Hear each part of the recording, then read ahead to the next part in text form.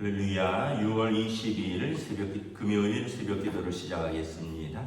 사도신경으로 우리 신앙을 고백합니다. 나는 전능하신 아버지 하나님 천지의 창조주를 믿습니다. 나는 그의 유일하신 아들 우리 주 예수 그리스도를 믿습니다. 그는 성령으로 잉태되어 동정녀 마리아에게서 나시고 본디오 빌라도에게 고난을 받아 십자가에 못 박혀 죽으시고 장사된 지 사흘 만에 죽은 자 가운데서 다시 살아나셨으며 하늘에 오르시어 전능하신 아버지 하나님 우편에 앉아 계시다가 거기로부터 살아있는 자와 죽은 자를 심판하러 오십니다. 나는 성령을 믿으며 거룩한 공교회와 성도의 교제와 죄를 용서받는 것과 몸의 부활과 영생을 믿습니다. 아멘. 찬송가 205장 찬양하시겠습니다. 찬송가 205장입니다.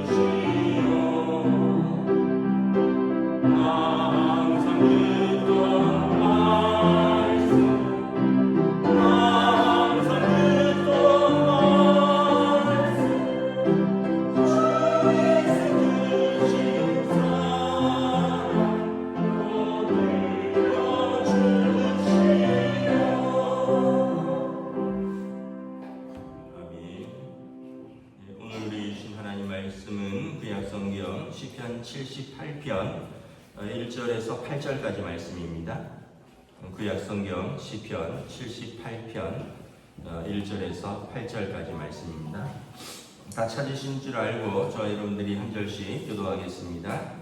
내 백성이여 내 율법을 들으며 내 입의 말에 귀를 기울일지어다. 내가 입을 열어 비유로 말하며 예로부터 감추어졌던 것을 드러내려 하니 이는 우리가 들어서 아는 바요 우리의 조상들이 우리에게 전한 바라. 우리가 이를 그들의 자손에게 숨기지 아니하고 여호와의 영예와 그의 능력과 그가 행하신 기이한 사적을 후대에 전하리로다.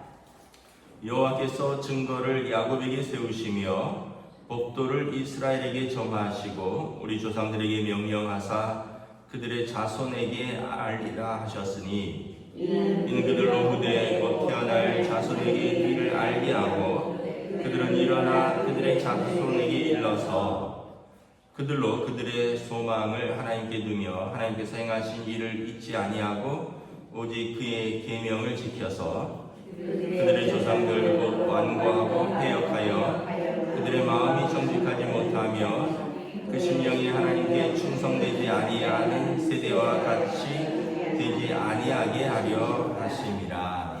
아멘. 할렐루야.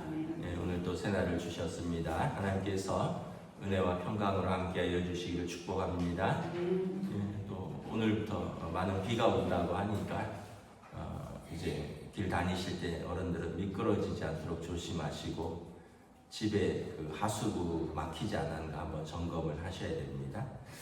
시편 78편은 하나님께서 이스라엘 가운데 행하신 놀라운 일들을 후대에 전하기 위해서 교훈을 주는 시입니다. 1절에 보면 내 백성이여 내 율법을 들으며 내 입의 말에 귀를 기울일지어다. 내가 입을 열어 비유로 말하며 예로부터 감추어졌던 것을 드러내려 하는 거다. 이는 우리가 들어서 아는 바요 우리 조상들이 우리에게 전한 바라. 그러니까 이 하나님의 말씀은 조상들에게 들어서 우리가 지금 알고 있는 바다라는 거예요. 누군가가 우리에게 전해준 사람들이 있다라는 거죠. 누가복음에 보면 데오빌로 각하여 내가 처음부터 이루어진 우리 가운데 이루어진 사실에 대하여 자세히 살핀 내가 당신에게 전하려고 이 편지를 쓴다 이렇게 말합니다. 사도행전에 보면 데오빌로 각하여 내가 먼저 쓴 편지 또 두 번째 쓴 편지 이런 내용입니다. 그러니까 이 누가도 우리 가운데 이루어진 일에 대하여 내가 자세히 조사하고 내가 전해 들은 것을 당신에게 전한다는 거. 이게 복음입니다. 내가 전해받고 전해주는 거죠. 또 사도 바울도 내가 받은 것은 주께 받은 것이니 그러면서 이제 성찬에 대해서 주께서 잡히시던 날 밤에 제자들과 마지막 만찬을 함께 하시면서 잔을 떼어주시고 또 떡을 떼어주시며 이것은 너희를 위하여 찢기는 내 몸이라 이것은 너희를 위하여 흘리는 내 피 곧 새 언약의 피니라 이것을 기념하여 나를 내가 올 때까지 이것을 행하여 나를 기념하라. 이것도 사도 바울도 내가 전한 것은 내가 전해 받은 것이라 라고 말을 합니다. 마가복음의 저자는 베드로에게 전해 받은 것입니다. 예수님의 12제자는 예수님께 직접 하나님 나라의 복음의 비밀을 전해 받은 것이고요. 그러니까 우리가 누가는 사도 바울의 제자인 것이고요. 우리가 이걸 보면 우리가 들어서 아는 바는 우리 조상들이 우리에게 전한 바고 이것을 4절에 우리의 자손들에게 숨기지 아니하고 여호와의 영예와 그의 능력과 그가 행하신 기이한 사적을 후대에 전하리로다. 하나님께서 하신 놀라운 구원의 일들을 우리 후대에 우리도 전한다. 우리가 전하여 들은 바를 우리의 후 자손들에게 전한다라는 거예요. 어떤 집안은 보면 이렇게 대를 이은 재능들이 있어요. 어떤 집은 아버지가 대단한 운동선수고 아들도 대단한 운동선수입니다. 예를 들면은 세계적인 축구 선수 리오넬 메시 같은 경우는 아들이 뭐 주니어 쪽에서 벌써 두각을 나타내고 있다고. 또 우리나라도 뭐 이종범 선수 같은 아들은 또 미국 메이저리그에서 야구로 크게 성공했고, 이런 식으로 이게 부모의 재능을 이렇게 알려주는데, 보면 아기 때부터 아빠가 그 아이 뭐 타이거 우즈는 아들이 아기 때 골프를 가르쳤어요. 그 아들이 타이거 우즈의 아들이 또 지금 그 성인 대회에서 막 두각을 나타내고 이미 우승도 한 번 했고, 이런 식으로. 그러니까 완전히 아기 때부터 아버지가 가르친 거죠. 그러니까 그 재능이 그대로 이렇게 전수되는 거예요. 또 어떤 집은 문학에 대단한 재능이 있어서 이것이 전수됩니다. 우리나라 노벨상 수상자 한강의 아버지가 문학가잖아요. 아버지도 신춘문예에 입선하시고, 대한민국에서는 꽤 괜찮은 문학가인데 다른 세계적인 문학가가 되었죠. 뭐 음악가들도 그렇고, 뭐 온 식구가 다 음악을 하는 집도 있고, 온 형제가 다 음악을 하는 뭐 정트리오 있잖아요. 뭐 우리 정명훈 씨, 뭐 누나들 다 세계적인 음악하고, 이런 식으로 아주 어려서부터 어떤 교육과 또 그런 재능을 물려받은 집안들이 있다라는 거죠. 우리는 그러면 뭘 해야 될까? 뭐 개인적인 재능을 물려줄 수 있으면 그것도 굉장히 귀하죠. 그런데 사실은 제일 중요한 것은 무엇일까? 믿음을 전수하는 거예요. 하나님의 살아계심과 그분이 너를 사랑하시고 그의 너의 인생을 붙들고 계신다는 것, 이거를 알려주는 거죠. 왜냐하면 이게 왜 제일 귀하냐 하면 뭐 언제까지 그 재능으로 살 수도 없잖아요. 운동선수가 뭐 40쯤 되면 다 은퇴해야 됩니다. 물론 이제 후학을 가르칠 수는 있겠지만, 어떤 것들은 다 은퇴의 시기가 와요. 그런데 믿음은 은퇴가 없어요. 오히려 하나님 앞에 가까이 갈수록 더 빛을 발하는 것이 믿음입니다. 젊었을 때는 일이 바쁘고, 젊었을 때는 시간도 바쁘고, 젊었을 때는 뭐 해야 될 것도 많고. 제가 재밌는 어떤 글을 봤는데, 20대 때는 이제 뭐 그 웃긴 거니까 그냥 지나갔어요. 20대 때는 여자라는 거예요. 30대 되면 여자 돈이래요. 40대 되면 여자 돈 된대요. 50대 되면 돈이 된대요. 60대 되면 돈 화장실이래요. 70대 되면 돈 화장실이래요. 80대 되면 화장실이래요. 이제 뭐 어떤 분이 이제 그거를 이렇게 그런 식으로 묘사를 한 것 같아요. 그러니까 어떤 한 시기에는 그렇게 열정적으로 사랑을 할 때가 있고, 어떤 한 시기에는 그렇게 돈을 벌어야 되는 그런 시기가 있고, 근데 또 어떤 시기에는 이제 자기 몸 하나 간수하는 것이 가장 중요한 시기가 도래하는 거죠. 근데 이 모든 과정 속에서 믿음이 얼마나 중요한가. 사랑을 할 때도 올바른 기준을 가지고 사랑하는 거예요. 하나님의 사랑으로 사람을 보고 또 사랑할 수 있는 능력을 얻는 거예요. 돈을 벌 때도 하나님의 기준으로 그 물질관을 가지고 돈을 벌고 그 돈을 쓰고 그런 가치관을 가지고 사는 거죠. 그리고 연세가 들지면 하나님의 기준으로 자신의 삶을 하나님 앞에서 믿음으로 정리하고 준비하는 그런 삶이 되는 거죠. 그런 게 없으면 말 그대로 그냥 돈, 여자, 뭐 화장실 가다가 끝나버릴 수 있는 거예요. 그런데 그래서 믿음이 중요하다. 그래서 오늘 본문에 보면 우리가 전해받은 것, 우리 후손들에게 하나님께서 하신 그 영광스러운 능력과 그의 기이한 사적을 후대에 전하리로다. 5절에 보면 여호와께서 증거를 야곱에게 세우시고 법도를 이스라엘에게 정하시고 우리 조상들에게 명령하사 그들의 자손들에게 알리라 하셨다. 하나님께서 명령하신 거예요. 이것은 우리 조상들에게 후손들에게 알려라. 신명기에 나오잖아요. 신명기 6장에 쉐마 들으라 이스라엘아. 하나님은 한 분이시고 그 하나님의 말씀을 뭐 손목에 메고 머리에 띠띠고 뭐 문에 붙이고 앉았을 때 누웠을 때 자식에게 가르치라. 그래서 6절에 그들로 후대 곧 태어날 자손에게 이를 알게 하고 그들은 일어나 그들의 자손에게 일러서 그들로 그들의 소망을 하나님께 두며 하나님께서 행하신 일을 잊지 아니하고 오직 그의 계명을 지키게 하라는 거예요. 태어날 자손들에게 하나님의 살아계심과 그리고 하나님께서 주신 그 계명과 법도를 가르쳐서 그들로 하나님께 소망을 두도록, 그래서 하나님께서 행하신 일을 잊지 아니하도록 그의 계명을 가르치라라는 거예요. 우리나라는 이렇게 아기들도 보면 아마 아기 키워본 저희도 그랬으니까 뭐 거실 아기 방에 그냥 1살도 안 된 애 가나다라 쫙 붙어 있고 또 A, B, C, D 붙어 있고 또 이렇게 돌려보면 숫자 1, 2, 3 붙어 있고 뭐 누워 있으면 모빌이 돌아가는데 그 모빌에도 뭐 영어가 돌아가. 엄청나게 우리나라 교육열이 높아요. 그래서 자원도 없으니까 교육열이라도 높아야지. 그게 또 우리나라의 지금까지 발전의 원동력이기도 하고. 그런데 이제 다 돌아보면 더 중요한 것은 뭐냐면 그들의 소망을 하나님께 두고 하나님이 행하신 일을 잊지 아니하고 그의 계명을 지키는 것이다.